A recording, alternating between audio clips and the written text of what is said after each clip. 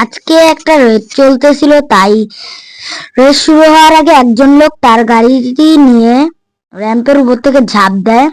তার গাড়িটি ভালো মতনই যাচ্ছিল, কিন্তু কিছুক্ষণ পরে তার গাড়িটি খারাপ ভাবে যেতে থাকে, মানে তার গাড়ির ব্যালেন্স হারিয়ে ফেলে। এখন আরেকজন লোক তার গাড়িটি নিয়ে র্যাম্পের উপর থেকে লাফ দেয়। তার গাড়িটিও ভালোভাবেই যাচ্ছিল, কিন্তু কিছু দূর যাওয়ার পরে তার গাড়িটিও ব্যালেন্স হারাতে থাকে। এই যে হারিয়ে গেছে, এখন তার গাড়ি নিচে পড়ে গেল। এখন আমার পালা, আমি আমার হুন্ডাটাকে নিয়ে ঝাঁপ দিই বাইকের র্যাম্পের উপর থেকে। এখন দেখি আমি পারি কিনা।